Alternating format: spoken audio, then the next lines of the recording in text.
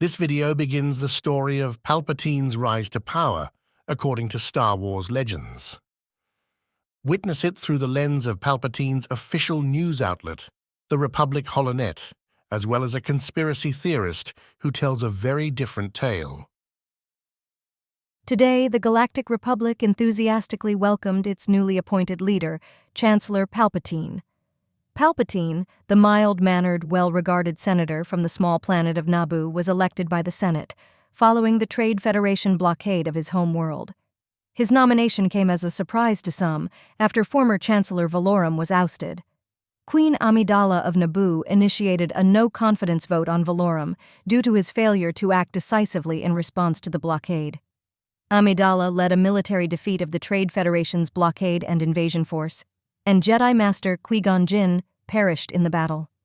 Palpatine promised to restore integrity to the Senate, which critics believe has been plagued by corruption and ineffective leadership, and we are confident that he will be a man of his word. Beings of the galaxy and ancient evil has taken control of the Republic.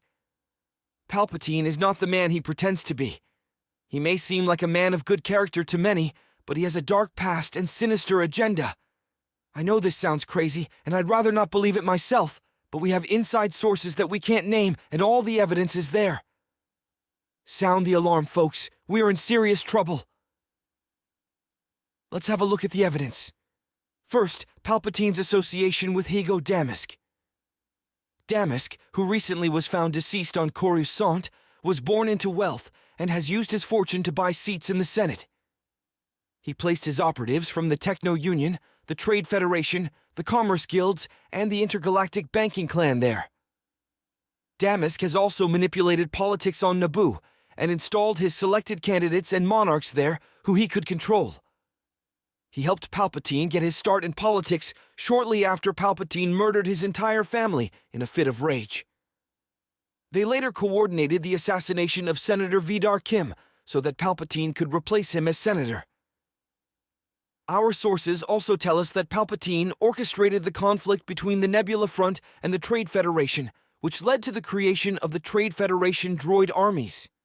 He then set up the conflict that led to his ascent to the chancellorship by antagonizing the Trade Federation through enactment of trade route taxation, ending their free trade zones in his role as Naboo senator.